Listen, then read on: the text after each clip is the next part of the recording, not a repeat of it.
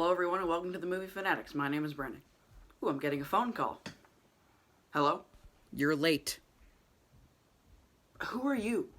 Yep, I'm talking about The Mandalorian. Wait, when does Season 2 come out? I still have time to talk about Season 1 before it's irrelevant, and it's been a while since I've talked about Star Wars, and it's better late than never. I copied Braden's idea and did an Instagram poll between Rebels and The Mandalorian, and you guys made the right choice. So, The Mandalorian. It's a show about a Mandalorian.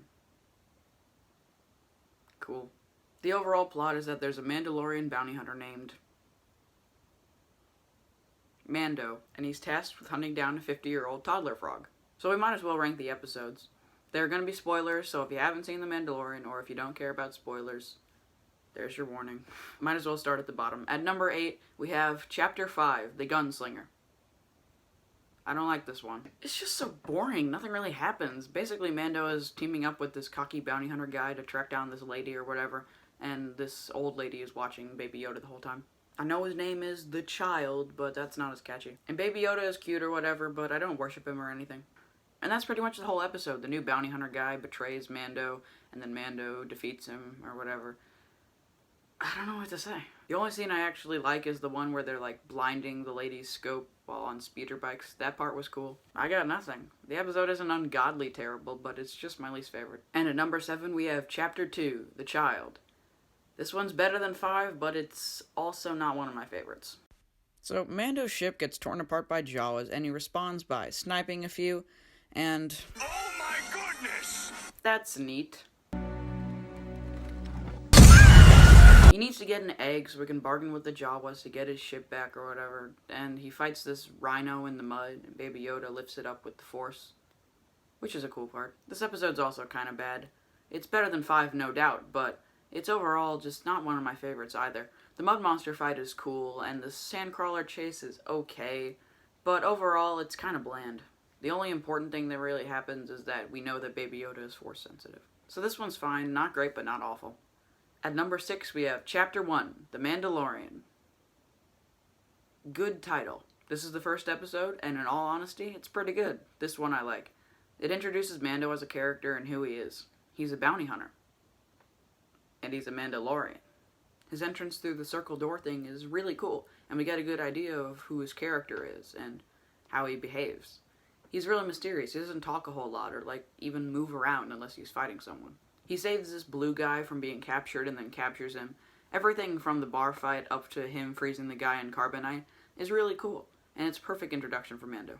The middle chunk kind of drags when it gets to Tatooine, but it all ends with him in IG-11 fighting off some guys, and it's really cool. It's one of the best action scenes in the entire show. But once Mando shoots IG-11 and stops him from killing Baby Yoda, the show really begins. Honestly, that's the heart of the show, is the softer side of Mandalorian, and it starts here. So Chapter 1 is a good introduction to the series and got me interested in what was next. There was a bland episode in the middle, but we got there eventually, because at number 5, we have Chapter 3, The Sin. This one's good. Mando turns the baby into the ex-Imperial dudes, but regrets it because he knows that they're going to hurt the kid. So he goes in and rescues him, but he gets stopped by the Bounty Hunter Guild and gets away from the help of some other Mandalorians. This episode full out embraces that when Baby Yoda's safety is on the line, he doesn't mess around. He burns the dude alive. He's serious. This episode also pretty much introduces the Mandalorian phrase, "This is the way." It's a fun drinking game. Try to take a shot every time the words are said. This is the way. There's one. This is the way. How about that? There's another. This is the way. Guys, it's been like a minute. This is the way. Another. This is the way. God, why? This is the way. Please stop. This is the way. Please stop. This is the way. This stuff's pretty good. This episode is the series' first truly great one. It has a great action scene at the end, and it establishes the idea of Mando breaking away from the guild, which is important to later episodes. I really love the relationship between Mando and Baby Yoda, and this episode overall is just really good. But it gets better, because at number 4 we have Chapter 4, Sanctuary. Honestly, I thought this was going to be my favorite from the series. Mando teams up with this ex-rebel shock trooper named Cara Dune to help defend a village of locals from raiders. But they learn that the raiders have an ATST, and they're not going to try and fight that. They try to plead with the villagers and tell them that it's too strong to take out easily. I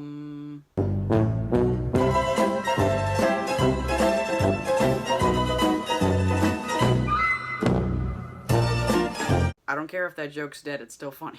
They teach the villagers how to fight the raiders, and they set a trap for the ATST. They fight the ATST, and this is one of, if not my favorite scene from the show.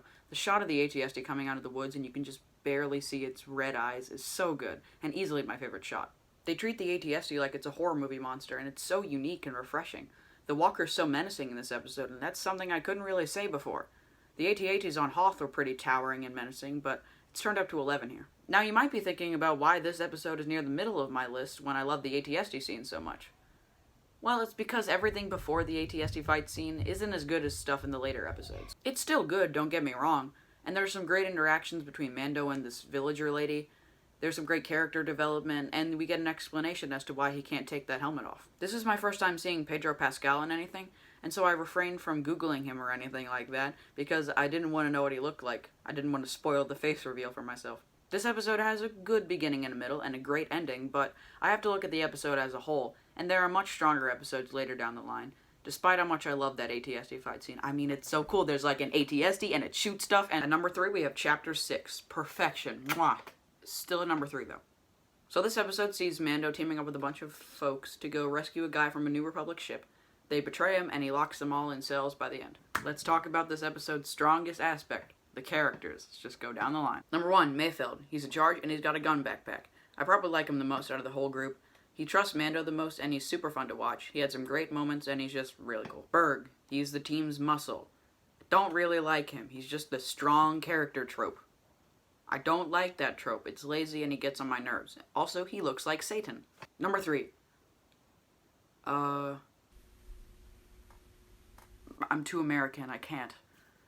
Twi'lek lady. She's fine. She annoys me, but it's fine. She's okay, you know. It's intentional, but she's a pain. Even though it's intentional, but it's fine, you know. Yeah, it's fine. Number 4. Quinn. He's literally just Twi'lek lady, but as a guy. So, you know, he's fine. He's okay. But he's the only one who doesn't end up in prison by the end. And at number 5, Zero. He's a droid. Moving on. This episode is great, easily the best of the 3 middle episodes. The ones that don't really have a lot to do with the overall plot of the story, but are fun. They're side quests, but they're good. Except Chapter 5. But this one's good. If I was going to sit down and watch just a single episode of the show, I'd do this one or Chapter 4. Probably this one. And at number 2, we have Chapter 6, The Reckoning, part 1 of the 2-part finale. And I'm gonna be honest, it was a tough call between this one and 6 for the number 2 spot, but this one's better. Mando, Cara, IG-11, who's not dead I guess, Quill, and Greef are gonna go kill an Imperial guy who originally hired Mando to track down Baby Yoda, so that Baby Yoda can finally be safe. Greef contacts Mando for the job, and Mando hires Quill and Cara, along with IG-11, who was found and reprogrammed to be a nurse droid by Quill. The town where the imp is crawling with stormtroopers, so they have to pretend that Mando is captured to get in. Before that, there's a pterosaur attack and a betrayal that was stopped by Greef, who is going to betray them. It's confusing. But this Imperial guy named Moff Gideon tells his troops to shoot through the window of where they're hiding, and everyone dies except those wearing Beskar or plot armor. And scout troopers kill Quill and take Baby Yoda. Alright, this episode is fantastic. The action is superb, there are a ton of suspenseful moments, and it's overall amazing. Moff Gideon is a good villain, and IG-11's return is so awesome. This is one great half of a finale, and a great episode in general. And at number 1, we have Chapter 8, Redemption. Last episode, best episode. There's a Mando backstory, a shootout, a face reveal, a sewer escape, a sacrifice, a TIE fighter versus jetpack scene, and a satisfying ending. This one is jam-packed with goodness. I really love the Scout Trooper conversation scene. Any scene that gives the Stormtroopers any kind of human characteristic or personality is great in my book. Mando's backstory is a great look into the foundling aspect of the Mandalorian creed. I love the fight scene with the gang versus the troopers and Mando's near-death experience. And his helmet removal is super cool.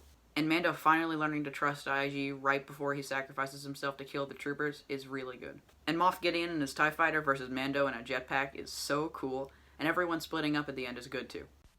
Moff Gideon using the Darksaber to escape the wreckage of his TIE fighter is amazing and an actual good use of fan service, unlike this vomit, because the Darksaber is actually relevant to the Mandalorians. This is a terrific episode with a terrific cliffhanger and so deserves its #1 spot. So that was The Mandalorian, and I still have a few thoughts about the show in general that don't really apply to just one specific episode. Number 1, the soundtrack. The score is great. It's similar to John Williams' score, but different, and I love it. Number 2, the sets and costume design. Beautiful, perfect. I don't think there's a single costume or set piece that I dislike. Number 3, acting. Everyone's doing a great job. Hooray. And number 4, the cinematography. There are some really cool shots in this show. I mentioned the one of the AT-ST coming out of the woods, but there are some other really great ones too.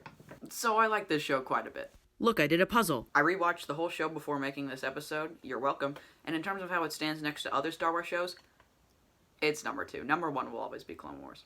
And I know Mandalorian didn't have a ton of steep competition for the number 2 spot, but I still love it. This season was great, and I can't wait for season 2 in a couple weeks. Why did I even make this video? 7.5 out of 10. Hey, so this video was supposed to come out last Sunday, but it's coming out now because I suck at doing things.